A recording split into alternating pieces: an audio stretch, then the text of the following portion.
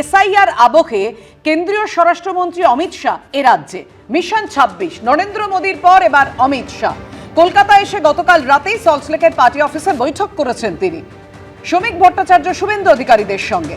আজ সাংবাদিক বৈঠক করবেন কেন্দ্রীয় স্বরাষ্ট্রমন্ত্রী। আজ আরএসএস এর সঙ্গে সমন্বয় বৈঠকও করবেন অমিত শাহ। কাল ঠনঠনিয়া কালীবাড়ি যাবেন কেন্দ্রীয় স্বরাষ্ট্রমন্ত্রী, এমনটাই সূত্রের খবর। গত রাতে এসেই পৌঁছেছেন অমিত শাহ।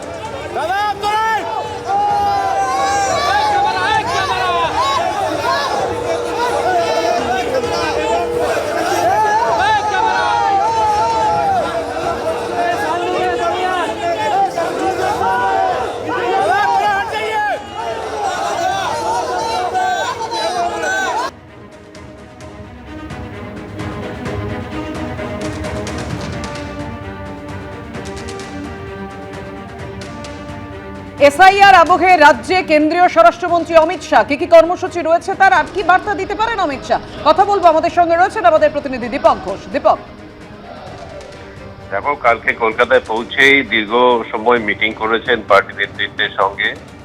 সেখানে এসআইআর চলাকালীন রাজ্যের উদ্ভূত পরিস্থিতি এবং সেগুলো পর্যালোচনা করে রাজ্য নেতৃত্বকে উপযুক্ত নির্দেশ দিয়েছেন। তাদের সজাগ সতর্ক থাকতে বলেছেন এবং যাদের নাম কাটা যাচ্ছে, কাদের কাটা যাচ্ছে সেগুলো খতিয়ে দেখতে বলেছেন এবং প্রয়োজনে যাতে ফর্ম 6 ফিল আপ করা যায় সেই ব্যাপারটাও খতিয়ে দেখতে বলেছেন। এবং সেই পাশাপাশি মতুয়ার সমস্যা নিয়েও আলোচনা হয়েছে এবং আজকে শান্তনু ঠাকুরকেও ডেকে পাঠানো হয়েছে কথা বলার জন্য। কারণ বোঝা যাচ্ছে যে মতুয়ার সমস্যা একটা অস্বস্তির কারণ হতে যাচ্ছে পার্টির জন্য। সেই সমস্যা সমাধানে তিনি তৎপর হয়েছেন। সেই সঙ্গে নির্বাচনে যে প্রচারের কন্টেন্ট গুলো তৈরি হবে, কিভাবে প্রচার কৌশল রচনা করা হবে সেটা নিয়ে আলোচনা হয়েছে। আজকে সাংবাদিক সম্মেলন করবেন 12টার সময়, তারপরে 2টোর সময় তিনি দলের সাংসদ এবং বিধায়কদের নিয়ে বৈঠকে বসবেন।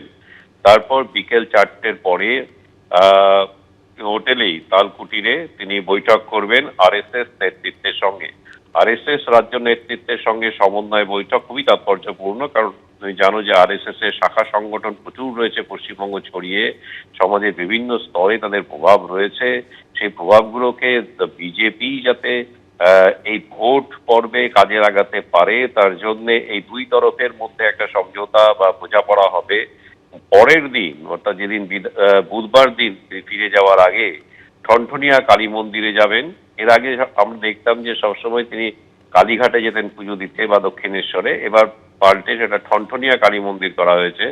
ঠনঠনিয়া কালী মন্দির থেকে বেরিয়ে দলের কোর কমিটির একটা বৈঠক করবেন, করে সায়েন্স সিটিতে আসবেন। সেখানে দলের কলকাতা যে পুরো এলাকার বুথগুলো রয়েছে সেই বুথের কর্মীদের সঙ্গে তিনি বৈঠক করবেন।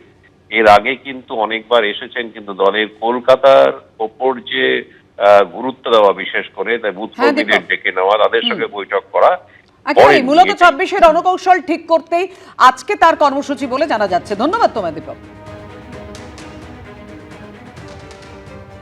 গতকাল সন্ধ্যায় রাজ্যে এসে পৌঁছেছেন কেন্দ্রীয় স্বরাষ্ট্রমন্ত্রী অমিত শাহ। আর বাংলায় পৌঁছেই পোস্ট করেছেন তিনি, যেখানে লিখেছেন, পশ্চিমবঙ্গ পরিবর্তনের জন্য সম্পূর্ণ প্রস্তুত। 3 দিনের সফরে কলকাতায় পৌঁছেছি, বিমানবন্দরে কর্মী সমর্থকদের ভালোবাসায় অভিভূত। বিজেপি পশ্চিমবঙ্গের কোর গ্রুপের বৈঠক রয়েছে আসন্ন বিধানসভা নির্বাচন নিয়ে, যেখানে বিস্তারিত আলোচনা হবে। পরের দিন বিজেপি সাংসদ ও বিধায়কদের সঙ্গে বৈঠক করব। কলকাতা মহানগরের উদ্যমী এবং শক্তিশালী দলীয় কর্মীদের সঙ্গে মত বিনিময় করব। এক্স হ্যান্ডেলে বাংলায় বার্তা কেন্দ্রীয় স্বরাষ্ট্রমন্ত্রী অমিত শাহ।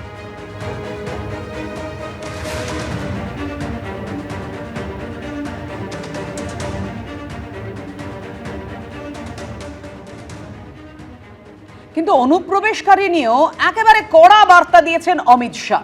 প্রতিবেশী রাজ্য অনুপ্রবেশ সবাইকে চিহ্নিত করবে কেন্দ্র, অর্থাৎ যেখানেই হোক না কেন সেই অনুপ্রবেশকারীদের যে চিহ্নিত করবে কেন্দ্র, সেটা আবার স্পষ্ট করলেন কেন্দ্রীয় স্বরাষ্ট্রমন্ত্রী।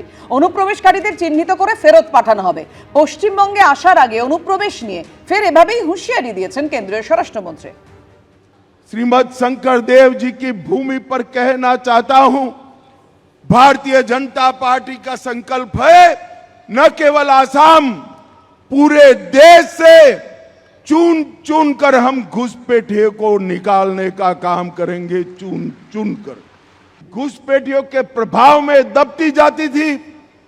नरेंद्र मोदी जी के नेतृत्व में यहां हेमंत विश्व शर्मा ने इस संस्कृति को घुसपैठियों से प्रभाव से मुक्त कर कर आज मृदंग और ताल की आवाज के साथ नामघर में भक्ति संगीत सुनाई पड़ता है। গতকাল সন্ধ্যায় রাজ্যে পা দিয়েছেন কেন্দ্রীয় স্বরাষ্ট্রমন্ত্রী অমিত শাহ। একাধিক কর্মসূচি তার রয়েছে, যেখান থেকে অত্যন্ত স্পষ্ট মিশন 26 এই মুহূর্তে কেন্দ্রীয় স্বরাষ্ট্রমন্ত্রী সহ কেন্দ্রীয় সরকারের পাখির চোখ, যে কারণে একাধিক গুরুত্বপূর্ণ বৈঠক রয়েছে, কর্মসূচি রয়েছে এই দুদিন ধরে। বিরোধী দলনেতা শুভেন্দু অধিকারী কি বলেছেন শোনাবো।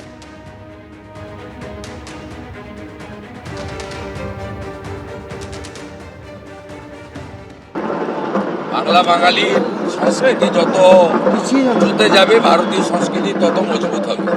এই কারণে নরেন্দ্র মোদীজি বারবার বলেছে বিকশিত ভারত তখনই সম্পূর্ণ হবে যখন বাংলাতে ভারতীয় জনতা পার্টি সরকার।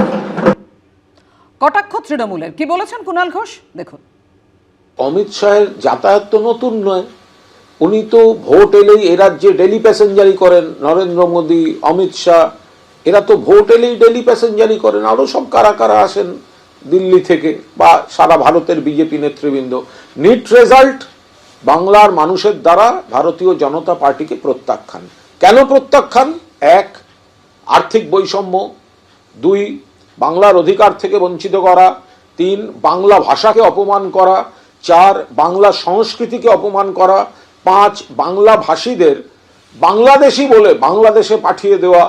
এই সামগ্রিকতার উপর দাঁড়িয়ে বঙ্গ বিরোধী বিজেপি বাংলা থেকে প্রত্যাখ্যাত হয়। ফলে উনি আসবেন, যাবেন, আবার হারবেন, আর ওনার দলের অর্ধেক সংগঠন নেই। কেন্দ্রীয় স্বরাষ্ট্রমন্ত্রী অমিত শাহর পশ্চিমবঙ্গ সফরকে যখন কটাক্ষ করেছেন কুণাল ঘোষ, তখনই তার পাল্টা উত্তর দিয়েছেন রাজ্য বিজেপির সভাপতি শ্রমিক ভট্টাচার্য। অমিত শাহ যখন বলেন তো আমি দেখেছি পার্লামেন্টে উনি যখন কথা বলেন যেরকম তীর্যক আক্রমণ করেন, আমি রাজ্যসভার কথা বলতে পারি, একজন সাংসদও দাঁড়িয়ে অমিত শাহের সামনে তো কথাও বলেন না। তারা যেসব অভিযোগগুলো পশ্চিমবঙ্গে করেন আর অমিত শাহ যখন সেগুলোর সংসদে জবাব দেন, 13 জন এমপি নিয়ে কেন দাঁড়িয়ে একবারও প্রতিবাদ করেন না? কিসের ভয়? ভয় না ভক্তি? এটা ওদের জিজ্ঞেস করবেন। অবজারভারের আদলে এবার তৃণমূলে জেলা ভিত্তিক কোঅর্ডিনেটর নিয়োগ। পার্টির চোখ কান হিসেবে কাজ করবেন এই কোঅর্ডিনেটররা। তৃণমূল সূত্রে এমনই খবর। 35টি সাংগঠনিক জেলায় শতাধিক কোঅর্ডিনেটরের নাম প্রকাশ হয়েছে। ব্যতিক্রম বীরভূম। এই জেলায় দায়িত্ব পালন করবে কোর কমিটি। মুখ্যমন্ত্রীর ভবানীপুর ও পুরমন্ত্রীর কলকাতা বন্দর কেন্দ্রে দায়িত্বে প্রিয়দর্শিনী হাকিম। আর শুভেন্দু অধিকারীর কেন্দ্র নন্দীগ্রামে কোঅর্ডিনেটর রাজীব বন্দ্যোপাধ্যায়। উত্তর হাবড়া ও অশোকনগর কেন্দ্রের দায়িত্বে জ্যোতিপ্রিয় মল্লিক। জোড়াসাঁকো চৌরঙ্গিতে কোঅর্ডিনেটর হিসেবে দায়িত্ব পালন করবেন কুণাল ঘোষ।